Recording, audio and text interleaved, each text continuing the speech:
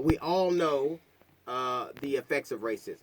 We all know what it does to us emotionally. We all know what it does to us physically, and we should understand what it does to us financially. There, it was a interesting, exhaustive study done by the Brookings Institute, and it talked about the devaluation of assets in black neighborhoods. Now, there were very few neighborhoods, if any, ever built with the idea that black people would move in.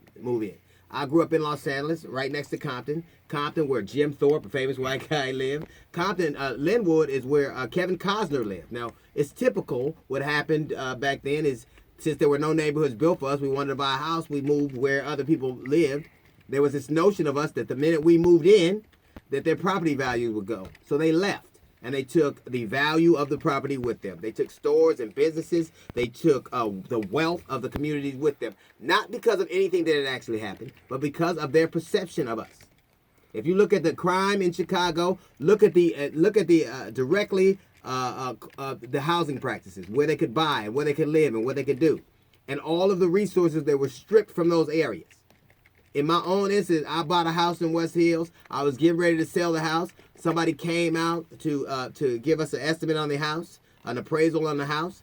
He came out. Now the realtor told me to take my pictures down because if they saw a black person, they would devalue the home. I did not believe that, and sure enough, they came and they gave me an estimate that was so low that it would have had to be a foreclosure. A 3-year-old home that I just remodeled. It took $125,000. So I called the bank and they rectified it. Imagine had that not happened. They took that much wealth from me just because they could. Just because of racism. And they associated with, well, it's high crimes in those neighborhoods. You were that. They devalued your homes before you even moved there. It was before single-parent homes. It was before dudes walking around with their pants on their asses. It was before rough neighborhoods. What they did is the minute you moved in, they moved out and took everything with them, and then they all of a sudden told you these were the dark places. Why do we believe these stories of ourselves? The American dream is owning a home. That is wealth. Most of our wealth is associated with our homes. But they get to devalue them, and a lot of it is done politically. So if you're active politically and you don't understand what's happening, this is one of the real consequences of it.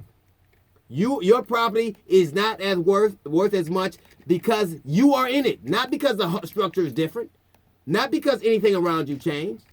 It was because you did. Their perception of you is costing you and your family wealth and livelihood. It's not somebody calling you nigger or not refusing you to service you at a store. It is that they're taking a piece of the American dream away from you just because. Just because. So before you start talking about black on black crime and single parents, look at what happened as a result of us being just who we are. Just believing that the idea that if you buy a home in America, you got a chip in the game. And imagine them cutting that chip in half just because of who you are. Now look at what happened in Mississippi and places like that. Will you vote for somebody who has these ideas? And you know they do. Or you sit back and you don't vote. These are the consequences of that. You sitting around and while you're working your ass off, buying into the American dream, they take it from you right under your nose with no one saying anything about it. The most dangerous place for black people to live, and I consistently say this, is in white people's imagination. You work as hard as you can. You achieve the American dream. And somebody cuts it in half just because they can. And then they tell you it's your fault. You made it that way. Nowhere in America are very few places where they built these homes for us to live in. When we came, they left. And they took everything with them, even the idea of us. That's a little note from the GED section. We got the jazz report coming up in 15 minutes. It's the D.L. Hughley Show.